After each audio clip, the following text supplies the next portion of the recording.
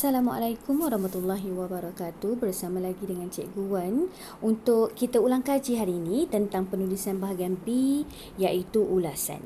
Okey, sekarang ni ingatkan semula apa yang pernah kita belajar ya, tapi untuk hari ini Cikgu nak bagi soalan berpandukan pantun. Ya, berpandukan pantun. Okey, jadi tengok betul-betul ya. Okey, sekarang ini cuba tengok, ingat semula. Okey, baca soalan dengan teliti. Ulasan ada 3 perenggan sahaja. Ingat 3. Memang 3 sahaja. Ya. Okey. Berbeza dengan yang karangan C, yang itu memang ada 6 perenggan kan yang cikgu ajar. Okey, yang untuk ulasan 3 sahaja. Okey, perenggan pertama ni ambil dari soalan. Ingat semula dah? Ingat kembali apa yang kita dah belajar dulu. Ambil dalam soalan perenggan pertama, dipendek saja. Perenggan pertama dengan perenggan ketiga ni dipendek saja. Dia tak panjang. Dia tak panjang lah macam perenggan kedua. Ya. Okey, tengok perenggan kedua ni ada isi tersurat dengan tersirat. Isi tersurat ni dah ada dalam petikan tersebut. Ya, isi tersirat pula awak kena fikirkan sendiri.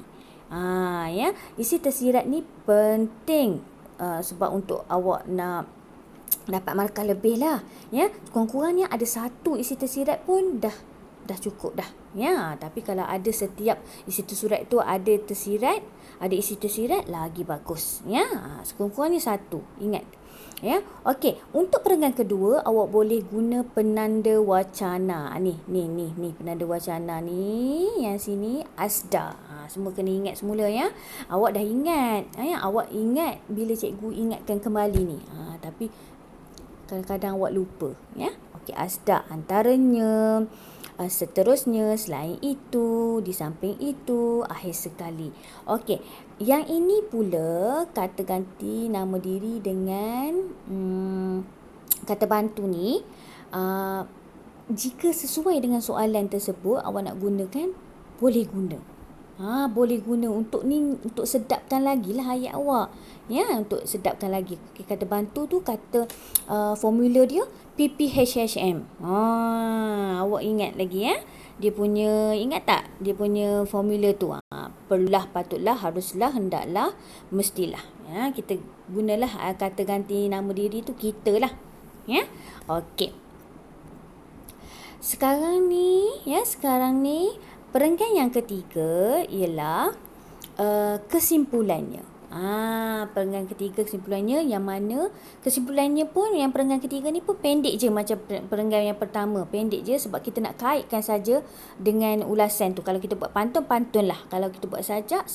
Kalau ada gambar rajah yang lain ke, graf ke, yang tu awak berpandukan pada soalan tu. Kena fikir yang ni. Ya.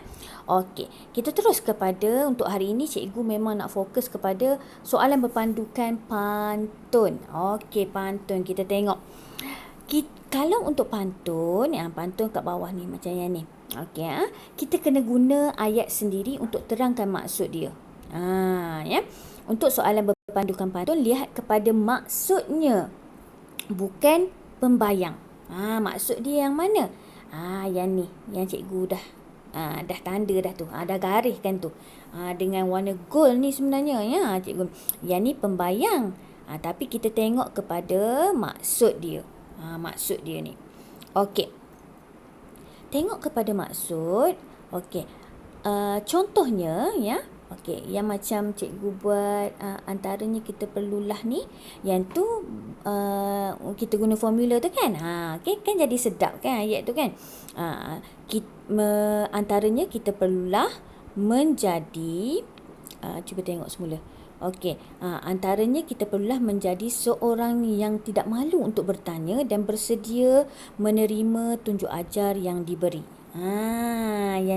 Yang ni maksudnya. Daripada maksud pantun ni awak jadikan awak fikir sendiri perkataan yang boleh lah. Yang boleh kita kaitkan dengan maksud dia. Takkanlah awak nak buat antaranya kita perlulah saya budak baru belajar. Kalau salah tolong tunjukkan. Tak kenalah. Ya, tak sedap ayat tu. Jadinya awak kena guna ayat awak sendiri untuk terangkan maksud dia ni. Ya, di samping awak boleh letakkan isi tersirat sekali. Kat sini menjadi seorang yang tidak malu bertanya tu adalah yang ini merupakan isi tersirat dah. Kalau kita malu kan, tidak malu bertanya, ya, dan bersedia menerima tunjuk ajar yang diberi. Okey.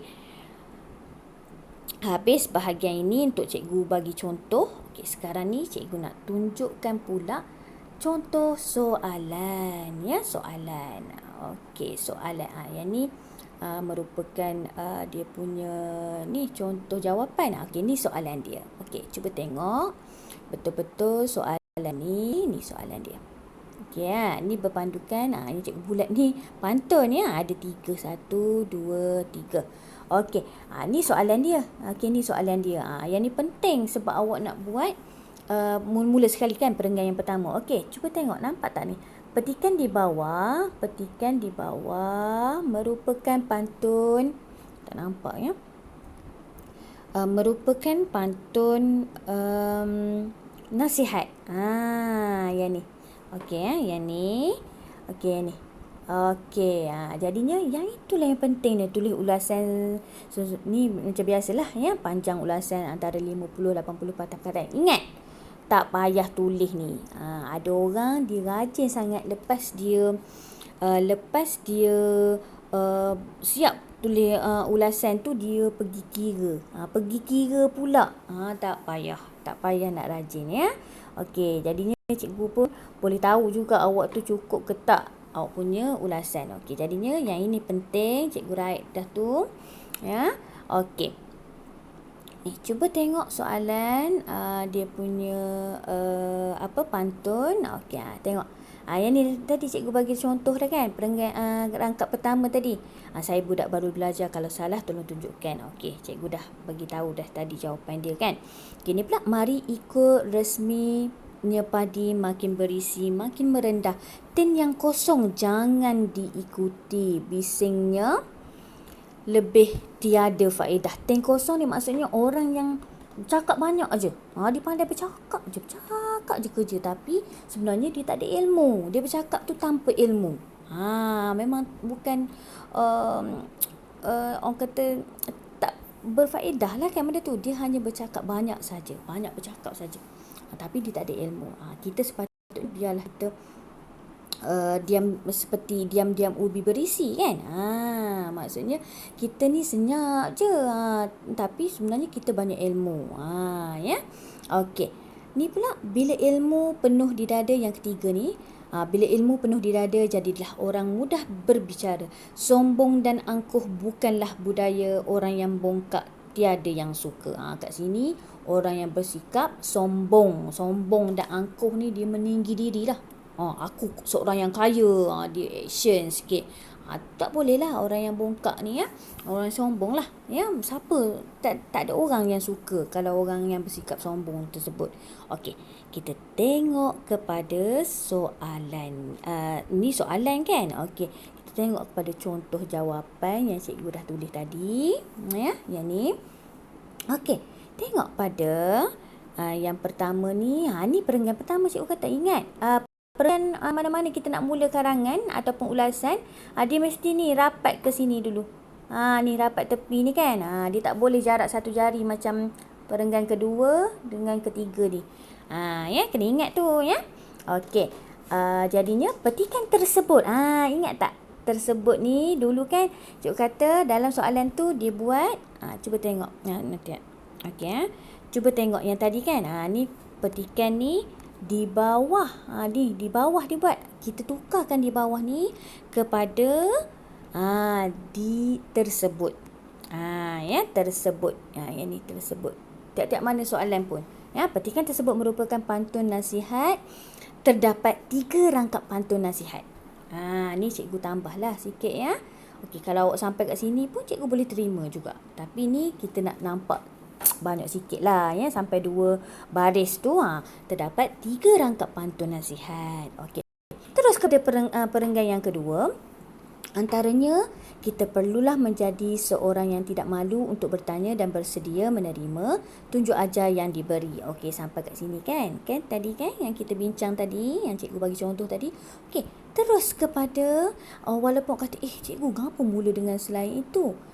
Boleh je. Ya, Asda ni tadi kan? Asda. Ya, Asda.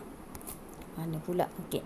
Asda yang cikgu suruh awak ingat tu, dia ada 5 kan, semua ada 5 kan. Okey, jadi cikgu ni pilih sebab dia ada 3 rangkap saja. Jadi cikgu pilih antaranya selain itu dengan akhir sekali sahaja. Mana-mana pun boleh, tapi untuk permulaan biasa kita guna antaranya lah, dan akhir sekali untuk akhirnya. Macam itulah ya. Okey, selain itu kita patutlah menjauhi orang yang banyak bercakap tetapi tidak berilmu. Macam tadilah tin kosong yang cikgu terangkan tadi kan. Lepas tu kita tambahkan sikit. Ini adalah isi tersirat ni. Mana cikgu nak tunjuk? Okay. Ini ni.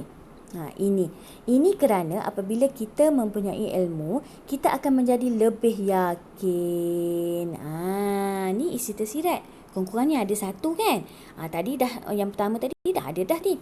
Ya, tidak malu bertanya kan. Okey. Akhir sekali, sebab dia ada 3 je. Akhir sekali kita haruslah menjauhi sikap sombong dan meninggi diri. Yang ni memang ada dah dalam tu kan, kita cuma nak buat ayat sendiri saja.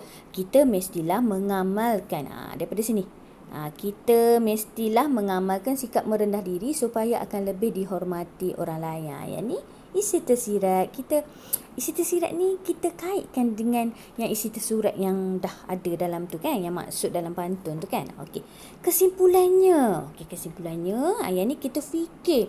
Yang ini kita nak dapat, kita fikir semula apa yang dalam pantun tu tadi.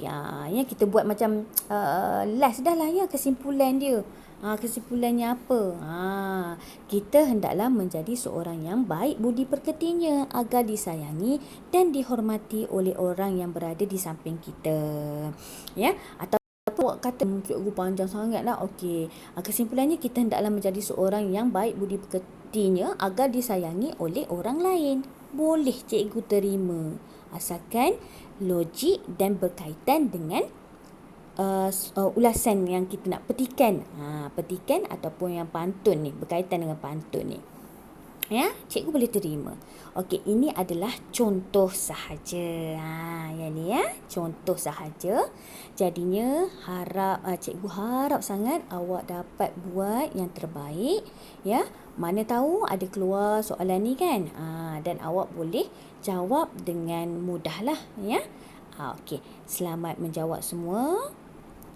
Assalamualaikum warahmatullahi wabarakatuh. Terima kasih.